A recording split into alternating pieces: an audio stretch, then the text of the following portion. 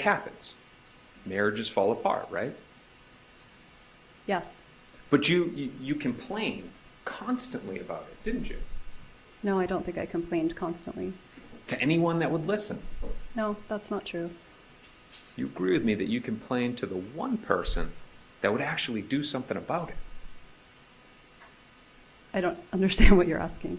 Your big brother, Charles Adelson, you complained to him about how bad Professor Markel was and how much you hated him and didn't want to be in a marriage with him. I definitely talked to my brother about how unhappy I was in my marriage. If that's the question, then yes. Is that the question? Yes, that is a question. You talked to your brother, Charles Adelson, about how bad your marriage was. I did, yes. Let's talk about it. Government asked you about Charles Adelson. He's an intelligent guy, right? He is smart. Yeah. He's both book smart and street smart, right? I would say so. You would say that he's a talker. He does like to talk. He's got the gift of gab, so to speak. I wouldn't say he has the gift of gab, but he does talk. He knows what to say in the moment. I wouldn't say that's true either. You would say, though, that he is. Now, you were asked questions about, drug purchasing and stuff like that. You'd agree with me that he's also street smart. I mean, I think he has common sense. And that he lives life to a certain extent on both sides of the track. During the day, he's doing periodontal work, whatever that is, crowns, root canals, whatever that is. He's doing that during the day. At night, he's out with friends, he's buying drugs. He's living life on both sides of the track. I don't know about that he's out buying drugs. Now, let's talk for a second about WhatsApp. And as an aside here for a second, the government asked you the question if you used WhatsApp, right? You remember that? I remember them asking me, yes. On the day that Professor Markel was killed, you went in for the interview, right? I talked to the police. And you also gave them your phone for them to inspect. Absolutely. So the determination of what, if any, WhatsApp was being used, they would have from the download they did that day of your phone. Sure. Now, would you be surprised to learn that your brother used WhatsApp? No. You would agree with me that WhatsApp, and you explained it well, is end-to-end encryption. Correct. In your lay opinion, if you can explain to the jurors, just in case they don't know, what that means. I know that it's something we use at my work because essentially it has the ability to keep things more private. I also know that nothing's actually private and that anyone who wants to can uncode the messages. So that's what we tell people at our work. So the thought is with WhatsApp, if I use my phone and I call somebody, the call could be listened to. If I text somebody, it's recordable, right? I think so. But with WhatsApp, you can send messages or have phone calls where there's no record of it. I don't think that's true. I think there is still a record of it.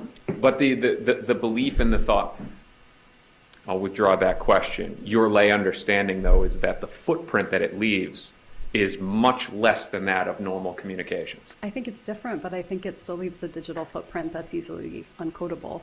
If you were to send a WhatsApp message to Ms. Kappelman, it would show that a message was sent, but it would be hard to get what the content of the message is. I don't think that's true. All right. Let's talk about your brother's jokes now. You don't deny that he joked about hiring a hitman. He did. You don't deny that he repeated this joke. He did. And he made this joke right before a hitman murdered Professor Markel. I don't know that to be true. Okay. He made the joke right before, and I'll leave out the hitman part, Professor Markel was killed.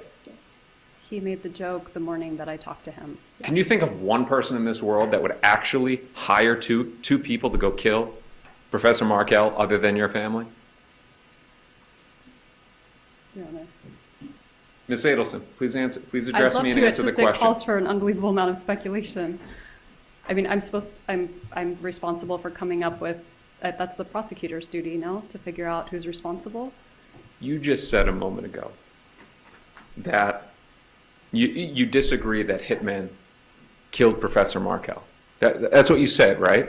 So my question to you is, if you're able to say, well, it wasn't Hitman, then who? Tell this jury. Who on this planet would have wanted to kill Professor Markel? I have no idea. All right. Let's get into that a little bit. But I want to make sure that's clear. This joke is made right before Professor Markel is murdered, right? The joke was made many times. It was made right before Professor Markel was murdered. Yes or no? Yes.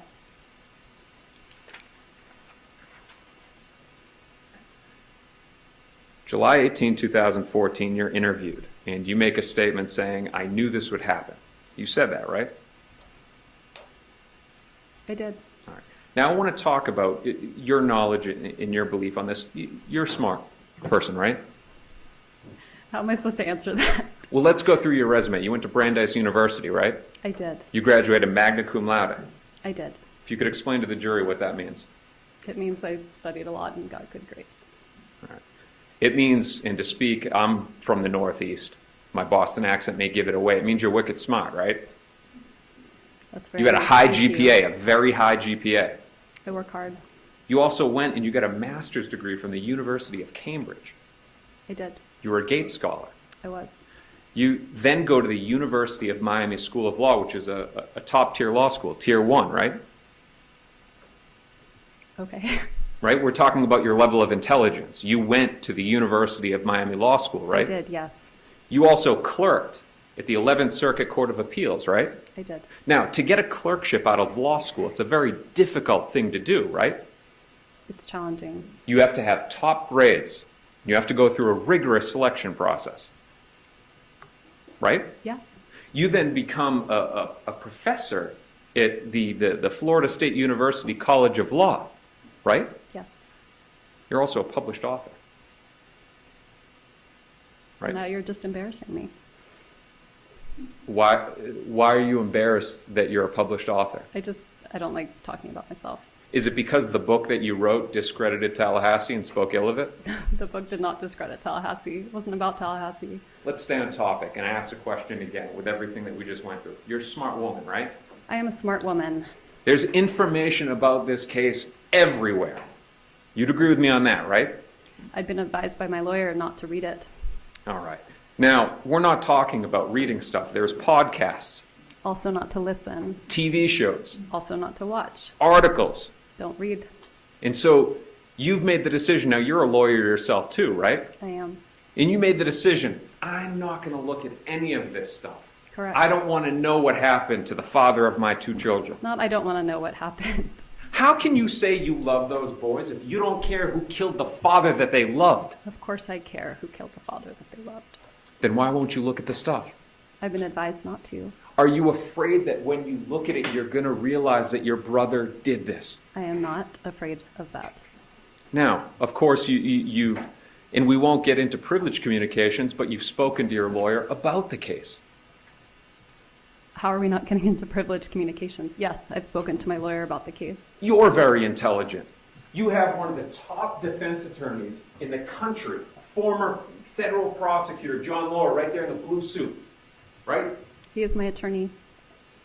You're telling me with all of this at your disposal, your intelligence, his experience, and all this information, that you don't care to find out who it is that killed Professor Markel? This is not that I don't care to find out. My job is to take care of those boys, and that is what I do. I don't see how it helps take care of them to go reading and watching and soaking up all of the horrible information that's out there. You don't realize that you could be helpful in finally untangling this to give this jury the truth about what happened to Professor Markel? I have been nothing but helpful since this started. To what happened to their son? By you looking at it, you are at the center of all this, but you won't look at anything to help in the process. I've done nothing but help in this process. You came here and testified. I came here and testified. I spoke to the police for 6 hours without anyone present. I signed over my cell phone, my car, my house, everything, my computer. What else do I have or know that you haven't seen? You came here because you were subpoenaed and had no choice, Correct. right? This is not fun. I would not been- do this by choice. You've been inconvenienced. I've not been inconvenienced. Professor Markel was shot in the head. I'm not complaining about being here. This is my duty. I'm here. We'll get back to you complaining about being here. Do you honestly expect this jury to believe that you haven't confronted your brother about all of this? Yes, I do. Yes, you did confront him? Yes, I do expect them to believe that I did not confront my brother because I didn't. Or maybe you don't need to because you know the truth in this case. You already know it. That he went behind your back, right? Did not happen. Just like he has done with past boyfriends. He's done that in the past where he's gone behind your back when you were having problems in a relationship and dealt with it himself. No. Ms. Adelson, you understand that until you expose your brother what he did, that everybody's going to consider you as guilty. You understand that, right? What is the question that you're asking me?